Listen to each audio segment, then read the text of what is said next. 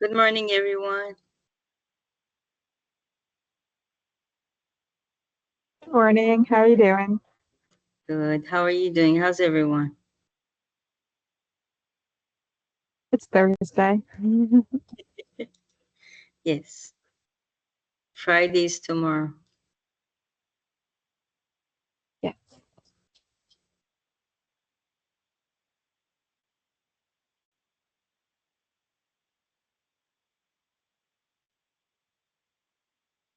Jim, I like the background you have of your screen. The click it or ticket. It's cool. Well, thank you.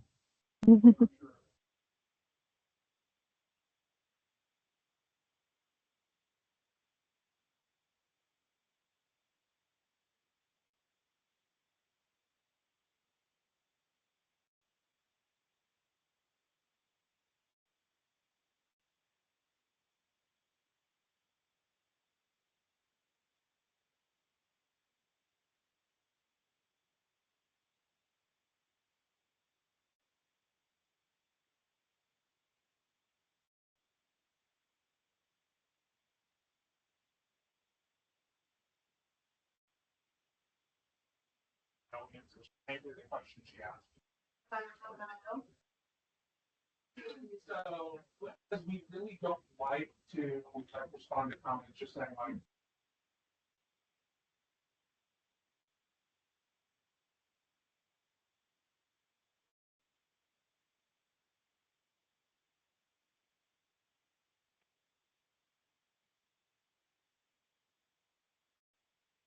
Hey, Lori, if you want to go ahead and get started, we can do intros. Yeah, that sounds great. Hello, everyone. My name is Lori Paleo with JMT. Just to let everyone know, this meeting is being recorded, and if you are not speaking, please mute your mics. I'm going to start going down the list. Basit Ali, Hey, good morning, everyone. My name is Basit Ali, and I am with Kimley Horn, and I'm a transportation engineer. Eric Martineau.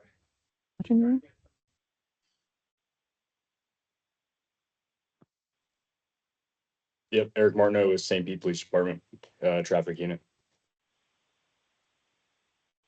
Brenton Mosher, Brenton Mosier with USF Cutter.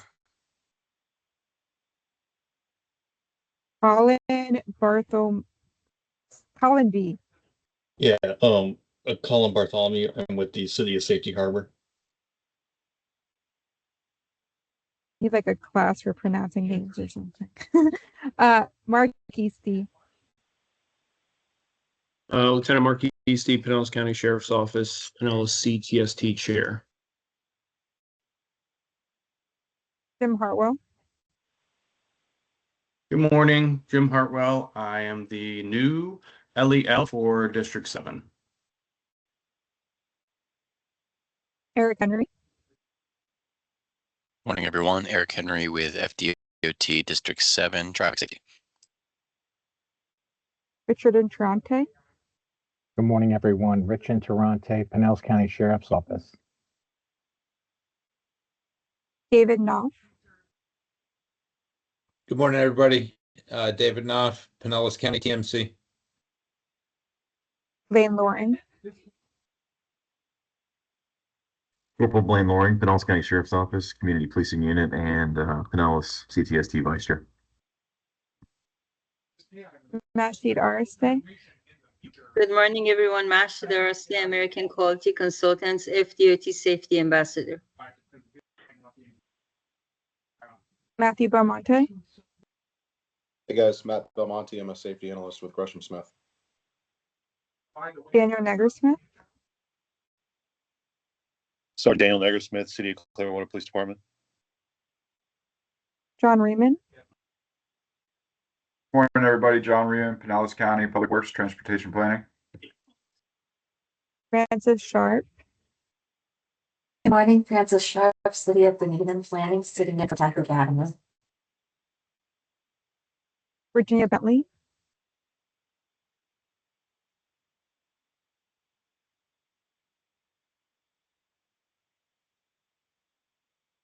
Virginia Bentley is on the call. Brandy Howard,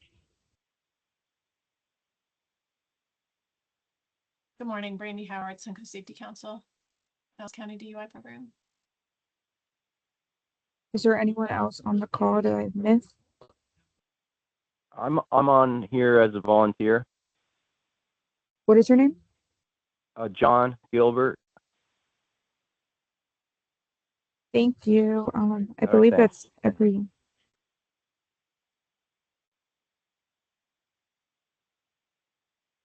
All right. Thank you, Lori. We'll start with the approval of the October minutes. That was emailed out, so I'll need someone to approve it and someone to second it, please. This is Matt Belmonte. I'll make the motion. Thank you, Matt. And a second. Second, Neggersmith. Thank you. All right. We will on to our committee reports, starting with enforcement. We'll start with Clearwater PD, anything from last month and anything coming up this month. Last month, we had some problems we ran into that we continued on from September, which had to do with 2909 Gulf to Bay, which is a bus stop where absolutely nobody stops for this bus. It's incredible. When we're stopping cars, we're getting 5 to 7 at a time. It's when this bus hits the stop point. We've looked to the school board for assistance, and we've gotten pretty much nowhere. I know that this is possibly going to go to the media because the person that's responsible for it has created such uproar over the whole situation. So I think Masheed was also involved in this somehow. I'm not sure. But this is something that we need to figure out and put it on the list of how we can figure out the problems, so to speak. So we've been working on that actively. The other problem we have is Oak Grove. That is it's a 40-mile-an-hour school zone. We've been enforcing that because people are not stopping for that bus. Actually, there's multiple buses that go through there, and from what I've understand of it, it's a bus hub for different schools that pick up at that location. So we're eagerly looking to make that possibly a school zone, and get the traffic to slow down through there so they realize that there is buses stopping in that location. I know it's a county road, but we're looking to see what we can do. And we've been doing a lot of enforcement in that area. We also have several work zones going along US 19. We've been working ELE details on, as well as the Courtney Campbell, where it cuts down to 35 miles an hour. We do have a detail coming up on US 19 for aggressive driving. It's a kickoff for us for the holiday season. Right now, I think I'm going to have 20 officers on November 13th out there doing traffic enforcement the entire length from Bel Air to 580. So that's something we're doing as well. Then December, we are going to be hosting a crash reconstruction course. And we're looking for if anybody's still interested in attending that. The last thing I have, and I think you guys are aware of this, Mark, is that we got some racers going on the Bayside. And they're pretty predictable on what they're doing.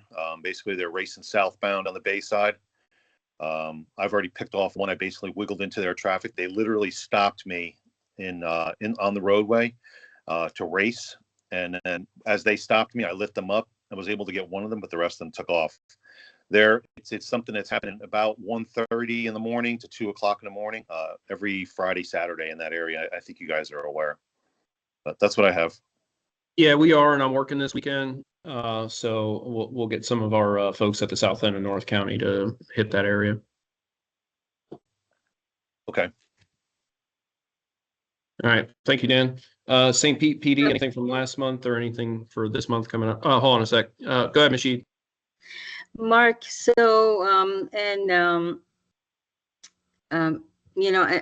an update on what we did before. So I took this to the school board meeting, which is the STEPS meeting that meets the third Wednesday of every month. And they looked into it. And I'm trying to figure out how we can help this situation, because I took it to the school board and I had someone involved from the school board. And then also I sent it to Joellen at DOT. Erica, I don't know if we should ask Joellen again for a review for more signage. So I'm trying to figure out, you know, how we can help this situation at 2901 Gulf to Bay. Is there, Eric, is there anything else we should do? I can send another email to Joellen Guthrie, who's in charge of the addition of signs for that area. But I think at that time, the answer was that they were not going to add another sign, but we can try again. Is there anything else we should do? There yeah, is I was one gonna- sign. Sorry, Eric. There's two signs out there. They're pretty visible. It's just that they're hard to read. One is actually buried by a tree. So, Yes. And the that kinda has to background be- is, yeah, the background is white. It's not the yellow signs that can be added, I guess. But I'll bring it up to Joellen again. But if there's, just let me know if there's anything else we can do to help the situation. I can send another email and copy you to school board, to Ms. Carrier, who got involved from school board, and see where we can go from here. Okay. Any other suggestions? Yeah, I want to talk to Dan just a second. This Rick Hartman, City of Clearwater.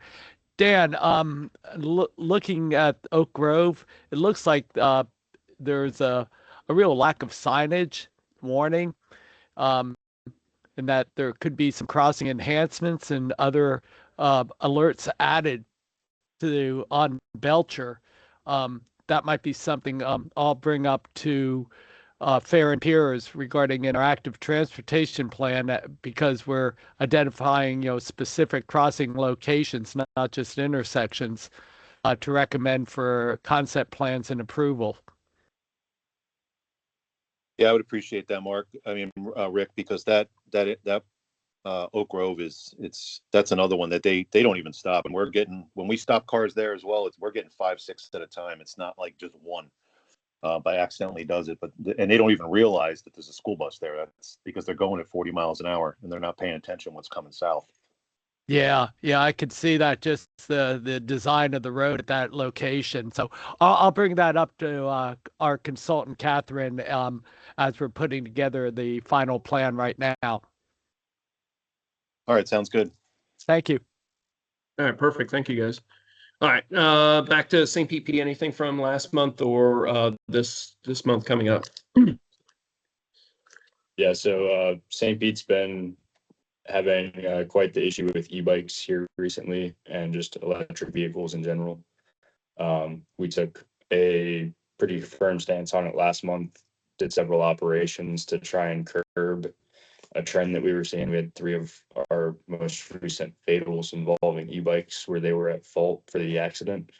So we did several operations in lieu of our normal enforcement to just provide education and enforcement to the general public about, you know, the difference between an e-bike and electric motorcycle. We've also just started HV kickoff was, I believe, 2 days ago for us. So that's going to be another thing that we're doing for the public, just to help them get a little bit safer with pedestrian and bicycle traffic. Perfect. Thank you. Yeah, I saw the media release on it. It was a pretty good piece that they put out with Sergeant Shade and that guy running from him on the bike. Yeah, it was almost like a cops episode. The fact that the news crew was riding with us that day. Yeah, I'm sure. We had a second piece. The news was riding with us for the kickoff of HVE 2 days ago, and I had a motorcycle flee from me that ended up crashing into one of our motorcycle officers. So that made the news also. Was the motorcycle officer all right? Yeah, luckily it was. Okay. All right, perfect. Thank you. I don't see anybody else from any other agencies on here before I go with Pinellas County SO. So that being said, so last month, I know we worked ELE, and I think we started our HVE as well. Our regular patrol folks have still been working the US 19 corridor in North County. So north of Sunset, pretty much all the way up to Klosterman during rush hour, so during the morning and afternoons. And on October 13th, we hosted MAD's second annual Golf Like Mad, which was very successful. We had a full field out there, great weather, so it was really, really good this year as opposed to last year because of the storms. We had to cancel it, and there wasn't as many participants, understandably, because of the schedule change. But hopefully, we'll be looking forward to our third annual one next year in December. As far as this month, not really traffic related, but it is a good charity group and cause. I participated with my wife and my father, the Tunnels to Towers in Tampa on November 1st. That's a great cause down there. A bunch of law enforcement showed up as well. This week and currently, Tarpon Springs through IPTM is hosting the SFST and A-Ride courses. And something that we just, I've been fighting for this for a while, for our in-house new deputy recruit training. They go through, just some background, they go through about 2.5 months of in-house training before they're actually put in a car with a deputy, where they'll spend 4 months in a car in training before they're out on their own. And what I've been arguing and fighting for quite some time now is that the deputies that come through, and just to give you some further background, when we host these, we have brand new recruits, so new deputies that went through the police academy that are going through our in-house program. They are paired up with pre-certified law enforcement officers. So, they're either hired from other agencies, either within the state or out of state. They're going through the same process as well. And what I've been fighting for is, as they come through this in-house training, is to get every single one of them through the SFST, so the standardized field sobriety testing. And I know I got to slow myself down for Lori, because I know you're writing all this down when I'm throwing out these acronyms. And then This the one's A-Ride. recorded. The recorded Yeah. ones I don't have to write down as much. Oh, okay. And then the A-Ride, which is the advanced roadside impaired driving enforcement for law enforcement. And it's a 2-day course that goes beyond the alcohol impairment and starts teaching them about drug impairment. It doesn't make them a DRE. It just kind of gives them a little bit more tools in their toolbox. So this week was the first week that we are doing this in-house, where every single recruit from here on out will have gone through the NHTSA approved SFST and A-Ride course. So when they get out on their own, they will have the training right from the get-go, as opposed to not getting the training and then kind of wishing to get it later on, whether it's through IPTM or somebody else hosted or whatever the case may be. They're getting it right out of the chute. So that is really big for us, and I'm glad we finally got it done. So big news there for that. I know Tarpon Springs isn't on here, but I've been in touch with Officer Gasson, and we can. I'll just take care of it now. They've been working the bus stop violation that was brought up at US 19 in Sunrise. They have been making stops for the violations, either educating or citing. He did mention there was an issue with a bus driver during certain stops not putting the yellow lights out beforehand, before putting the red lights out, which, for those that don't know, if the bus driver does not do that, we can essentially stop the driver for the violation, but we cannot cite them for it. Those lights have to be on, the yellow warning lights, before they stop, and it turns red and the stop arms come out. But Gasson said they addressed that and the problem has been resolved. And then I'll just bring this up for those, for the law enforcement folks. MAD's annual Candlelight Vigil will be held in Tampa on December 4th at 7 p.m. It's something they've been doing for decades now. It's something we all participate in. I know the sheriff's office, we send our folks out there as well. So just a reminder for that. And then last thing, and let me just double check and make sure nobody else from law enforcement jumped on. I would like to welcome our new District 7 Law Enforcement Liaison, Jim Hartwell. He comes to us, I'll let him give his background, but he came from Largo PD. So Jim, you want to introduce yourself? Yes, I retired from Largo in 2019. About 6 months shy of 30 years there. Spent about 12 years in the traffic unit. Um, did a lot of time with THI and Grand Reconstruction, and then retired. Enjoyed myself for a few years. Came back, started working in the consulting world with Element. That's probably a familiar face. I worked with Element for about 3 years, and this opportunity opened up, and I jumped on it, and I'm excited to be the new LEL. This is the first week for me, so I've been doing a lot. I've already reached out. I'll be at the sheriff's office on Monday to give some quick reference guides, and I just got in yesterday the new implied consent cards.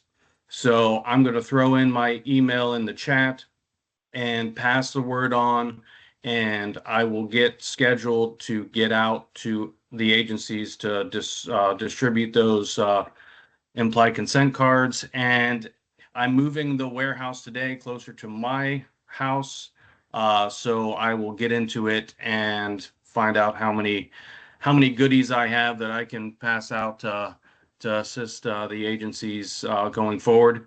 While I have the floor, coming up in December is the Drive Sober, Get Pulled Over campaign that starts on the 13th and runs through January 1st. It is a reportable campaign, and the activity reports will be due by January 31st. So that is something coming up. I know it's, well, a little bit more than a month away, but just in case we don't see each other before then, but we probably will, I figured I'd get everybody the heads up. And then everybody should have received their grants from the last grant period. That will be concept papers and everything will start again in January. I'm gonna try very hard to assist any agency, especially some of the smaller agencies that don't have maybe some grant writers or have very much experience. I'm going to try and get myself schooled up really well to make it an easy process. I know that we just had our meeting a couple weeks ago, and I think across the state there was 299 grants awarded to agencies across the state. So we want to definitely continue to keep that going, because the more people that apply and the more money that comes from the feds, the more that will be able to be obtained by people in the state. So we want to keep that going. So I will drop my email in the chat. So please pass the word to any agency that you may run into that isn't on the call to and share my email to reach out to me so I can get that information, those cards and everything out to them, because I know everybody's been waiting a month for them. So other than that, I'm glad to be here, and I look forward to continuing our strides here and keeping things safe. Thank you, Jim, and definitely welcome aboard. I'm glad to have you. You definitely have a lot of experience and perfect fit for the spot for sure. So appreciate it, Mark. Thanks. No problem, sir. All right. I don't see anybody else from enforcement. Don't see anybody. All right, we'll move on to engineering and Ped Bike. We'll start with Ped Bike. Brenton, you got anything from last month or coming up this month?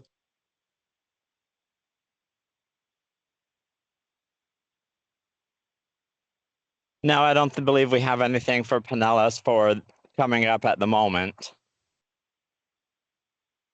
All right, thank you. Anyone with the engineering has anything from last month or this month that's coming up? I have too much. Sorry, go ahead, John. Thank you, Eric. I'll jump in there for Pinellas County. Not a bunch. We've been doing a lot of outreach, especially in Palm Harbor. We just had a outreach with them with the Civic Center about golf carts. There was a lot of confusion about where golf carts can and can't be, the golf cart communities and all that. So we just covered that with them pretty good. Hopefully that information trickles down to those who need it. E-bikes were also talked about, but you guys are well read on that. Nothing other than that, other than personally, I'm sure you all have heard that the accident in Tampa of the family getting hit in the crosswalk, the fatal with the little girl. I know that's not Pinellas, but that's been sitting on my mind and how to really correct that. I mean, they were in the crosswalk. It's just a real tragedy. So I'm sure you're all aware of that. So with that, I'll hand it back to you, Eric. Thank you. Thanks, John. We don't have too tremendously much from our side either. Also kind of just gearing up for the holiday season here. I know the beginning of next month, we are going to try to be out at the Pinellas County Sheriff's Office having a ride and run with the stars on the 6th at Fort DeSoto Park. So we are going to be out there for that, handing out some bike lights and other educational materials. Other than that, we don't have a whole lot going on. Small update on the multi-use trail construction on 4th Street North at 275 there. They're looking at pushing that back to the beginning of next year. It was originally intended to begin construction sometime in this month or next, but they're looking at a tentative date of early 2026. Other than that, I don't believe I have anything. All right. Thank you, John. Thank you, Eric. Anybody else with engineering?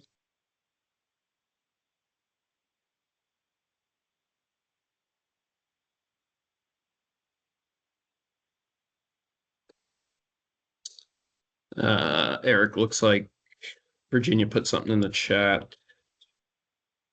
Any news on 122nd and Seminole Boulevard, the roadway? I don't believe I have any update. Let me double check. If not, I can follow up with you after the meeting, Virginia. All right. Education, Brandy, do you have anything with the Suncoast Safety Council? No, we're pretty status quo here. Thanks. All right. Anyone else with education?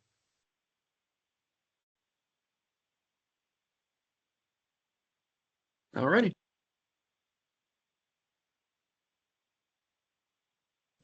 We'll then move into our old business problem locations. One thing I do want to bring up, it was on my list to talk about, but I figured we'll talk about it now. I know John just brought it up, and Eric with St. Pete with these, not just e-bikes, but bicycle. We've had a huge uptick in serious bodily injury and fatal crashes, not only with the e-bikes, but the bicycle violations. We had 2 fatals in a week, I believe, in Dunedin with bicycle violations where the bicyclist, and again, I'm not victim blaming or anything, but they failed to stop at a stop sign and were struck by vehicles, and unfortunately were either had serious injuries or fatal accidents. So I know the sheriff's office put out some PSA, some media stuff to remind bicyclists and vehicles as well to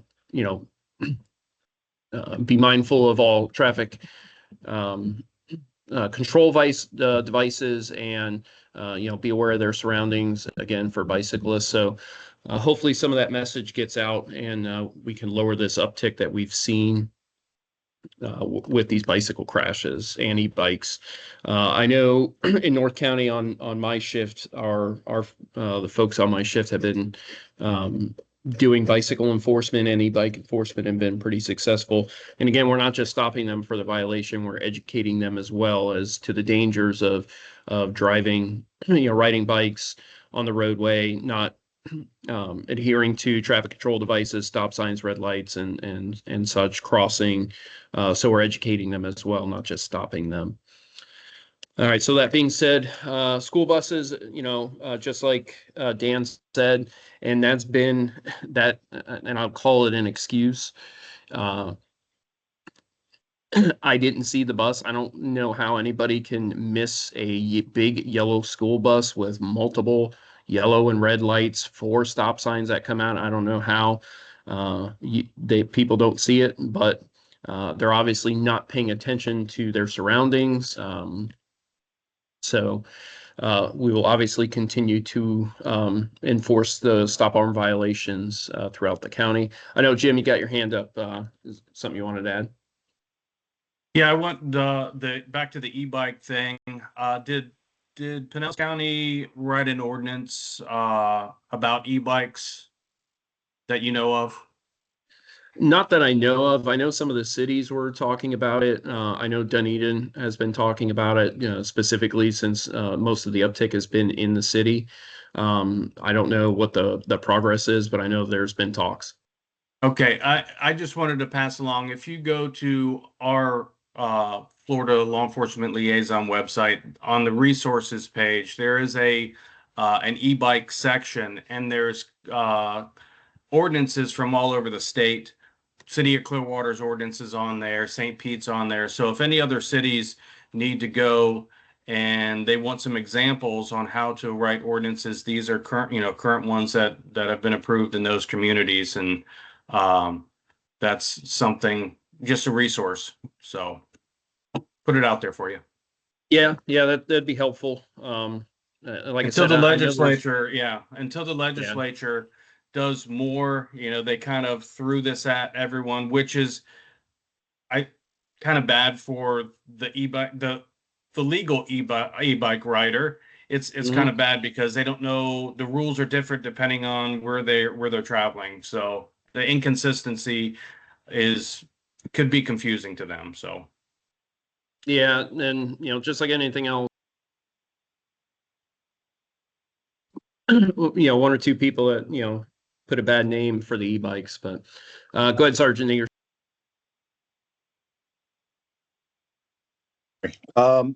I've done a lot of research on these e-bikes. I've done a lot of research on the bicycles, and from what I'm reading throughout the state, basically is they're bicycles, and they fall into those 3 different categories.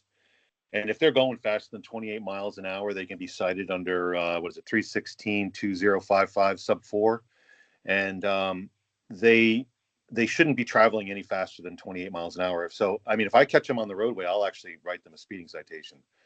If they're traveling at a high rate of speed. And that's where they go wrong, is they cross into intersections and they're straight up violating every possible law, and they're considered a bicycle.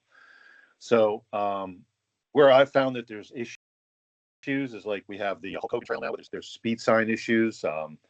So we have to make sure that they're aware of how fast they're allowed to travel. And as far as I know, as far as that goes, if it's posted, it'll be 20 miles an hour. If it's not posted throughout the county, it's going to be 25 miles an hour. So these are some of the things that we maybe have to figure out how to get it addressed, so that some of these people are aware how fast they're allowed to travel, and then we can enforce it accordingly. And we have to be able to make it enforceable throughout the county. That's where we're running into problems, because can you write a speeding ticket? The question comes to me: can we write a speeding ticket on a county trail or on a state trail? That's where we're into problems. Yeah, I get it. Brenton, I know you sit on the bicycle coalition, right? The Ped Bike Coalition.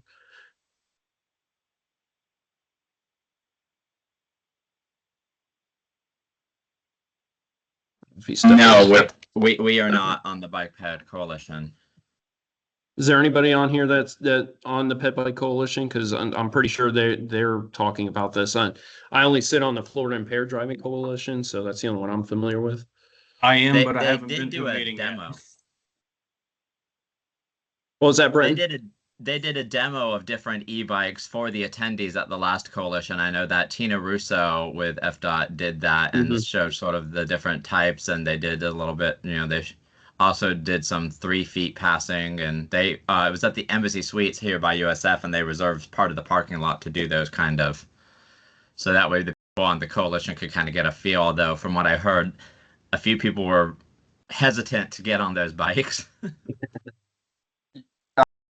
I was actually able to only attend the first day of that, so I wasn't able to see the demonstration that Brenton's talking about. And I'm not a member, I was just sitting there to observe. But I did want to say that if those e-bikes are traveling faster than 28 miles an hour, they're not considered an e-bike. They're out of reg because class 1, 2, and 3, 1 and 2 is 20 miles an hour, 3 is 28 miles an hour. So if they're traveling now, if you're actually going to laser or pace them, that's up to you. But if they're traveling more than 28, they're not what we would consider an e-bike. And that's one of the problems that we found. If you go to the website, they'll say a class 3 e-bike that's if it's class 3, it can't go faster than 28, but they'll say it'll go 33, whatever. So there's a big that's where the rub's going to be later on.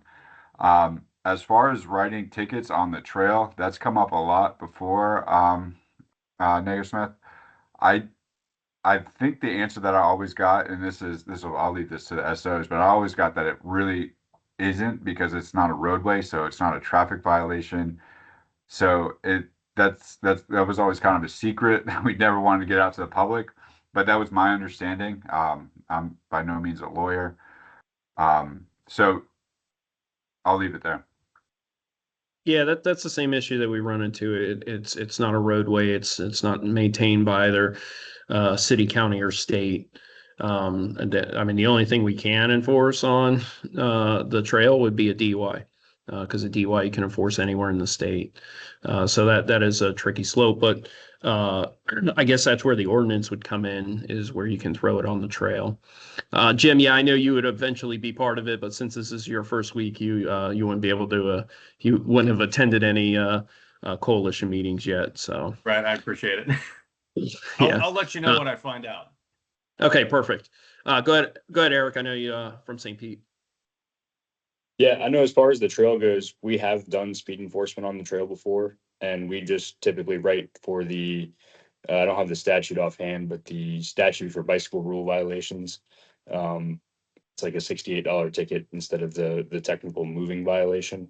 We've even had those go to court, and the judge or the hearing officers found in our favor. So that is a tool that you guys could probably use. And then with the e-bikes, anything that goes over 28 miles an hour, we've been hitting them with, obviously within reason, but a lot of those we've been addressing with a criminal citation for operating an unregistered motor vehicle. And the judges again have found probable cause in those cases. Yeah, I know one of my sergeants on my shift, he stopped a guy doing 40 something and issued him the same ticket. Hasn't gone to court yet, but if there's already been precedent set by you guys issuing the similar citations, then and that's what I tell the folks on my shift. If they're going faster than 28, go ahead and write them for the unregistered motor vehicle. But and most of them aren't like 29, 30 miles an hour. These guys are 40 plus on these bikes, which is insane. Is this the statute you were talking about, Eric? 3162065? I believe it is, yes. Yeah. That's good. All right. One more thing, Mark. In regards to if the county is looking at an ordinance, I mean, correct me if I'm wrong, the trail is considered a county park, correct? Correct. And maybe that's something that could be written into ordinance to where speed enforcement can be, written as an ordinance violation. Yeah, specifically with bikes. Yeah, I can see that being not being an issue. So, okay. All right. We'll get back to the. I know it's kind of a long topic there, but for the problem intersections, I know we're just waiting on supplies for this. I mean, this thing's been up here quite some time now.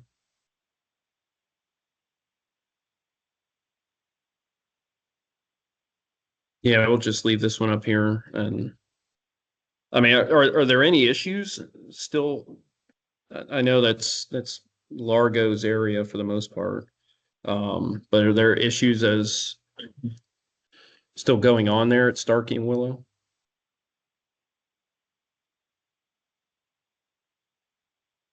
All right. Yeah, we'll just leave that one on there. And I know the last one here, Blaine, I know he's been working on this with the CPOs in the school. Do you have any update on that, Blaine? Yeah, Mark. So we had a message board out on Texas Avenue for a while, and that seemed to be helping. And then we took that one away, but we have two more message boards on Pinehurst, encouraging the parents to use the north and south drop-offs rather than Texas Avenue. I know some of the issue is there's no signage on Texas Avenue, but we're kind of exploring some other options. Like you can't stop Standard Park, I think, within 20 or 30 feet of a driveway. So that's an option for us too, but we're trying to work through it. It's progress, so yeah, we'll keep working at it. All right, so Yeah. thank you for that. All right, anybody have any questions or maybe another issue to add? I wouldn't really say the bus stop that Clearwater's dealing with because it's already in the school bus. Maybe if you just want to, Lori, if you just want to add that specific address within the school buses for the problem area, that would be helpful. Go ahead, Dan. Hey, Mark. Yeah, this one's a kind of a personal one for me. Is Trinity and Eastlake, where I mean I'm coming into Pasco County, trying to get to work, and I've got to sit through 6 lights just to get through there because you got people that are blowing that red light at Trinity, and what they're doing is they're hogging up that intersection. So maybe that could become a task that somebody can start sitting on and working because there's nobody sitting there, and they're blowing that light left and right, and eventually it's going to be a crash where somebody gets hurt. So are they blowing it because they're heading westbound on Trinity, making the left to go south, and then they're sitting in the intersection because they should have been stopped at the stop bar and waited till traffic cleared? Yes. Perfect. All right. And in the mornings, I'm assuming? Yeah, in the morning. It starts about 6, I'm going to say 6:15. It goes till about 7:30, 8 o'clock in the morning. I can It'll confirm literally that take- because I go through that intersection too at about 7:15 every morning. All right. Yeah, I will. I'll push that out to our traffic guy and our day shift folks. And yeah, because they can put a car literally in that median, and anybody sitting in that intersection when the light's green for north and southbound traffic, they can just pick them off real easy. So yeah, we'll definitely get that done. In fact, we can throw that on there, Lori, and then we'll get an update next month for it. Perfect. All right. Anything it's really else? good for speed too, Mark. Oh, I know. I saw at night. I sit on Trinity. That's a speedway at night. Yeah. Go ahead, Rich. Yeah, this out of left field going back to the trail and the speed and everything. But, a lot of the trails are funded through Greenways and Trails, Office Greenways and Trails, but FDOT is part of the Sun Trail. And so there might be some approach because they are part of a statewide transportation system, applying a regulated statewide speed limit on trails, or working, having FDOT work with local jurisdictions to come up with something consistent. Well, I think that's the key problem is trying to get something consistent, because we may work with something here in Pinellas and then you go over into Hillsborough and it's completely different. It would definitely need to be a statewide issue to work on, that it's consistent no matter where you go on a DOT type of trail, whether it's Pasco or even in Duval County or Monroe County, wherever that's the problem. The inline problem is getting it consistent across the board, but it is something that we can still talk about for sure. Yeah, So well, the setting a consistent maximum, because I know local jurisdictions have reduced speed limits on their parts of the trail to like 15 miles an hour. I think that's what Tampa has on some of their trails. So just thought. Thanks, Mark. Yep, no problem. All right. Anybody have any questions on the high crash intersection or problem areas? All right, we will move on to the fatal map. I can tell you last month has not been good. So from the report I received in October 28th, to date, or at least to the 28th, I know we've had a few fatals since then. There have been 67 crashes with 70 fatalities. We are still doing much better than last year, which at that point Last year, we were at 83 crashes and 89 fatals. So I'm not going to jinx myself. Hopefully, whatever phenomenon was happening in the past 3 weeks with fatal crashes slows down, especially as we enter the holidays, the holiday season. But looking at the map, does anybody have any questions about it?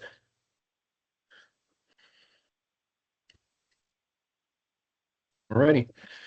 We will move on I to think new we business. missed the HSIP update. Oh, I am HSIP. so sorry. Thank you. I totally missed that. Machine, you have Hey. the floor. So I just sent an email on that location on Gulf to Bay. Eric, Mark, and Dan. I just sent an email to DOT and also to Joellen and also Stephanie Carrier of school board and talked about it again and the fact that the sign is not visible. So hopefully we're gonna hear back. So I just wanted to tell you that I already sent the email and copied you all. On HSIP, we are working hard on getting the codes in for many requests we have had for LED stop signs, speed feedback signs, R168 signs, and some more cities have been contacting me about bike lane delineators and RFBs. And I wanted to tell Colin, I don't know if Colin is still yeah, Colin. With City of Safety Harbor, Renee and I have been talking about putting in applications. She talked about several locations for speed feedback signs and also LED stop signs. So we're working on the applications and we're getting applications in, so that's good. And I'm available to work with anyone on any new application. Okay, cool. Thank you. Perfect. All right. Thank you, Machine. There's one thing I did want to bring up, and I forgot for either John or Eric. We had a crash, unfortunately, a DUI crash in Dunedin at the first roundabout, which took out one of the arrow signs showing that you need to go around. It's a roundabout. Unfortunately, the female driver, due to her impairment, did not see it and went through it. So I don't know if you guys were aware of that or not. I know we listed it as FDOT damage on the crash report, which typically generates an email to FDOT, but just to give you guys a heads up, it was the first roundabout and the sign with the yellow arrow to show that this is a roundabout and they need to go around to the right. So just giving you guys a heads up. I appreciate that. That's on us. I believe we just from all the RFBs that got taken out at the beginning of the roundabouts by trucks going around. I think that all those signage is ours. So I'll make sure that we're on that. And on that note, I just at the transportation symposium, I think they're changing all those the chevrons at the roundabout. They're going to make them one ways. That might just be moving forward, but just a small little tidbit since we're talking about it. But thank you. I'll check on that. All right, perfect. Thank you, John. All right. All right, I didn't skip anything now. Thank you for bringing that to my attention, Lori. All right, new business. Anybody have anything new for this meeting?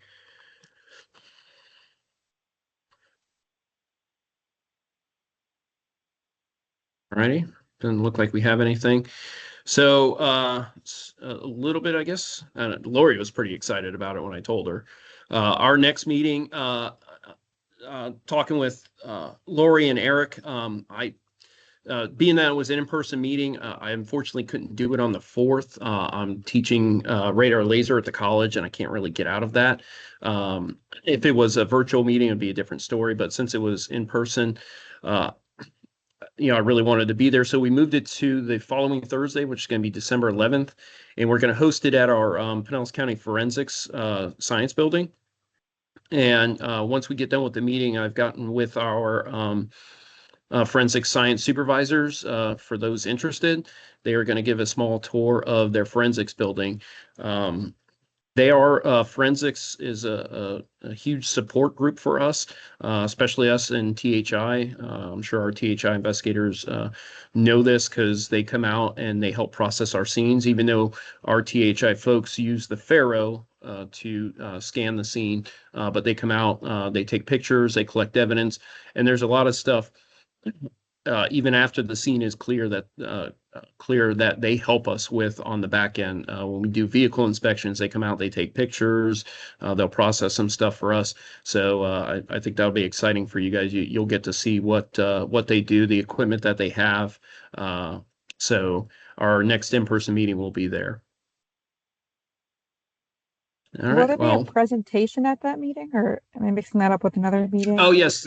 Yeah. I'm going to have Vin Petty, our traffic safety resource prosecutor. He's going to be there and give his presentation of what he offers for law enforcement. He also offers stuff for the state attorney's office as well, as far as training and so forth. But yeah, he'll be there giving it in person. It's been a while since he's been back, and I know we have some new traffic supervision folks in our law enforcement agencies who may or may not know who he is and what the TSRP has to offer for law enforcement folks. The biggest thing is he does free training, which helps agencies. He's got about half a dozen courses that law enforcement can benefit from.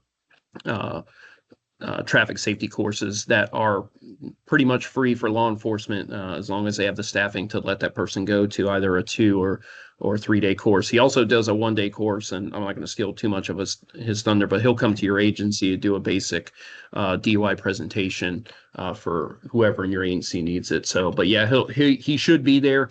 If not, because he is kind of busy, he typically has a presentation. I can do it for him because I've sat through it numerous times. So, but he should be there. All right. Well, with that said, if nobody has anything, we will see you on December 11th, and everybody have a great and safe Thanksgiving. Thank you. Can I add too. something? Yeah, sure. Can I add something? Go ahead, John. All right. All right. Just a couple points here from some data I put together. There's no sidewalks on the west side of Belcher from like Coachman to Sunset. And I saw people walking down there with wheelchairs. It was just crazy on the street on Belcher. And then Starkey from Bryan Dairy to Almerton has no sidewalks mostly. I On just both wanted to put that sides, out there. or is it just the one side? The Starkey is mostly none on either side. The Belcher one is on the west side, and there's a little bit here and there, but it's like a mile. I saw a guy was pushing his mom like in a wheelchair on Belcher, and I just felt like, well, there's nothing I could really do. But they were in the road for probably a mile. Okay. Good, Rich. And yeah, on Belcher, yeah, we've identified sidewalk gaps as part of the active transportation plan, so that is in there as one of the priority projects. Good. And then here's one. And all out this for one. Starkey. All out for Starkey. I think Yeah. I addressed this in the email, but there's a huge project going on for Starkey, and the plan is to fill in any sidewalk gaps on both sides of Starkey. On the Mast Arm down there, but fill up. Let's see, the to and from roads, Flame Vine to Bryan Dairy, and then Bryan Dairy to Almerton on both sides of Starkey. So it's in the works. Yeah. Okay, and then here's one that's unusual. The neighborhood Walmart in Eastlake on Tampa Road entrance has the absolute worst design for pedestrians to cross. It's ridiculous. I also it's not a high. looked at that. I'm trying to get that marked for a crosswalk. I saw the what you had drawn up and sent over to us. Okay, I didn't know. I didn't know if you saw that or not. So okay. Yeah, and then did I not respond to you? I'm sorry. Maybe I was waiting for. No, you don't have. You don't have to. No, it's but okay. So what you had suggested would really infringe on private property. So that would be up to Walmart. But I mean, all of your suggestions were very valid. I hear you there. We're going to try to get a high visibility crosswalk marked up there. Just standard. Something, So because that would be great to have, but the offset and everything that would infringe. That was way outside of the right of way. I don't know. I have no idea. Man. I just was. Okay. And then. But all I don't your know observations were on point, and I'll also address the missing ped heads on out there in front of the movie theater that you noted. Yeah. Okay. I brought that was my traffic. Okay. I that brought was that to our it. And then one. cops, and they're looking at it, and they're going to get that up there because there's no reason. It's just weird. Like that, so. And Thank one you. last question is where to upload the photos from the 5K. I did it on, I think it was Sunday I did it. That's an Eric The question. Sprint for Safety. Awesome. Yeah, you can email those straight to me. And who's this, Eric? Eric Henry, yes, sir. Eric.Henry. Okay, I'll send it to you right now then. Yeah, I was going to say, I think you might I'm have still sore from that, so. Okay. Thank you, John. Thanks for so much. Okay, thank you. All right. Anybody else have anything? All right. All right. Again, hopefully you guys have a great and safe holiday, and we will see you in person December 11th. Thank you. Thank you. Thank you, everyone. All right, thank Thanks, you. everyone. Have a good Thanksgiving. Bye.